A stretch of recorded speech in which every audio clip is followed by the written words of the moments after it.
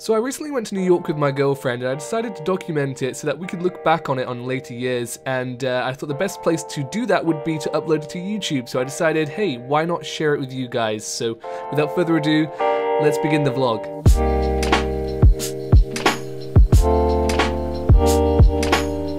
So we actually flew from Heathrow Airport Terminal 5. It was the first time I'd ever gone to that specific terminal, and it was amazing. It looked like something straight out of Mirror's Edge.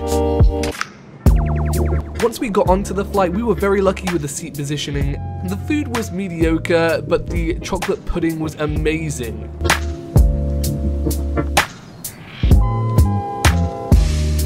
Definitely would try again. I think I actually managed to get between 3 to 4 hours sleep, which is perfect. On the way to our hotel, we got a really friendly taxi driver. He showed us around the entire city, and again, it's a fixed charge, so really he's not out for money. We did give him a good tip though, which is probably what he was wanting, but he deserved it. He was a brilliant taxi driver. Just what you need when you have no idea where to start in this massive city.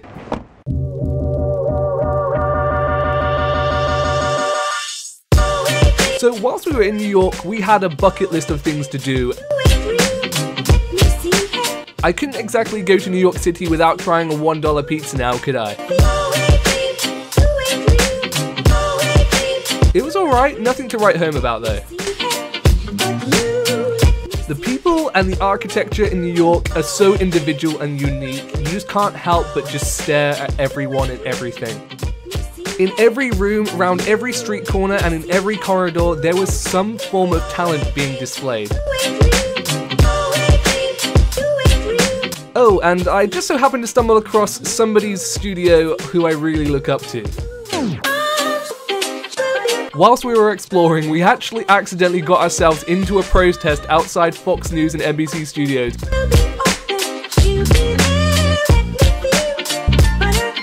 Hey! Ho, ho! Hey, hey! Ho, ho!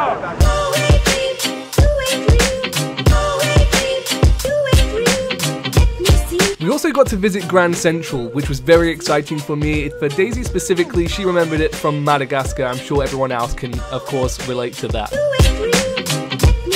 have an emergency here. This is an emergency situation. No need.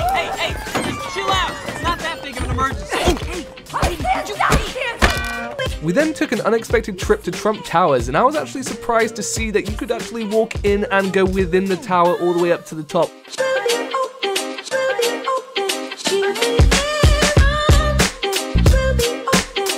We then took a brief walk through Central Park before walking up to Midtown. This artist was extremely talented. I've actually saw a few of these around whilst exploring the city, but this one in particular really caught my eye, and that's why I thought I would give him some airtime.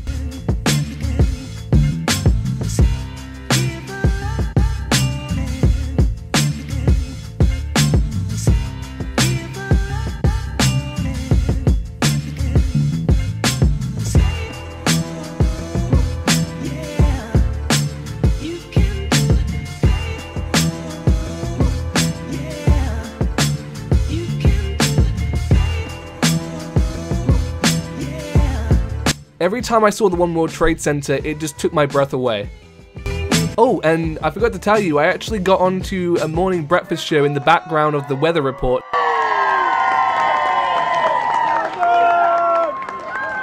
We couldn't go to New York and not explore the comic book stores either, could we now?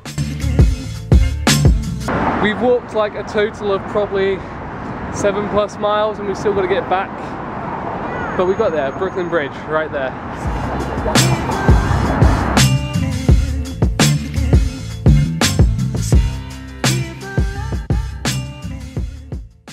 So one of the places I really wanted to go, one of the places both me and Daisy wanted to visit, was Ground Zero and the 9/11 museum. It was somewhere which impacted us both as children. It was something that we had constantly thought about ever since we saw it on the news when it happened, and I wanted to go there, I wanted to experience it and feel it, to see what it was really like to be there, and to see if I could actually feel what had happened there. And it's true what people say, when you're there, even though it's been almost 17 years, you feel it. I'm sorry for this kind of depressing intermission, but I just felt like I had to include some of the footage from Ground Zero, so here it is.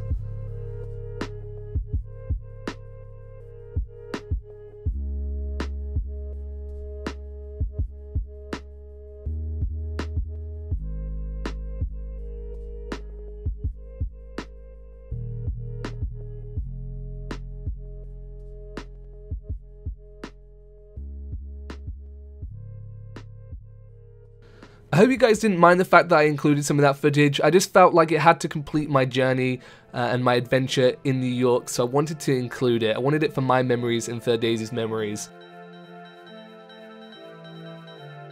Okay, time to lighten up the mood a little bit.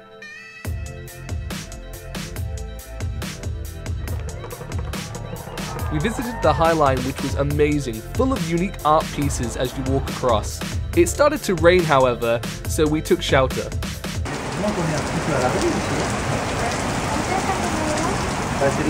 We saw some amazing characters along the way that I'll never forget. Like this man who was singing Rick Astley's Never Gonna Give You Up, and he actually did it really well.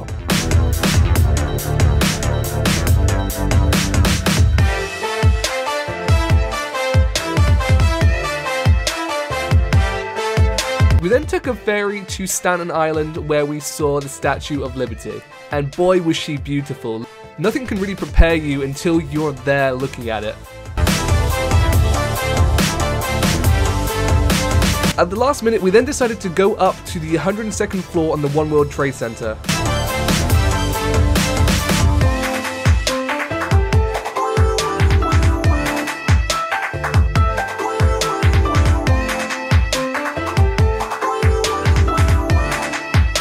And this is probably my favorite part of the trip. Never thought that we'd go this far. Don't stop now. Reaching for a distant star. Don't stop now. Isn't it strange how we're safe and home? Together counting days until the second call. If you're gonna make a change, you have to let me know. Turn the shit around, start to top the lungs. It's all you need to do. As you can see, we were there pretty much all that evening. Daisy then treated me to a late birthday dinner at Planet Hollywood.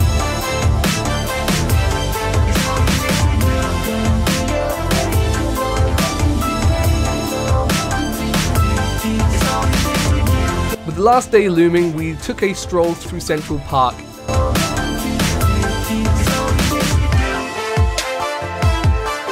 Whilst we were exploring that day, we actually found a shopping center in the subway system of New York. And so I decided to eat some donuts, and I also had my first Wendy's whilst I was there. We then went to the Rockefeller Center and went up to the very top floor. And again, the views were outstanding.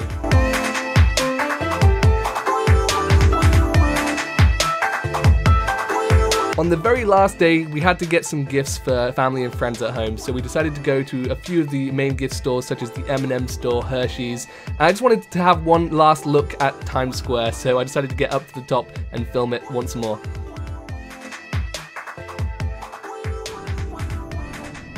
And that was pretty much our ride home. I hope you guys enjoyed the vlog. I very much enjoyed editing this, and I'll see you in the next one.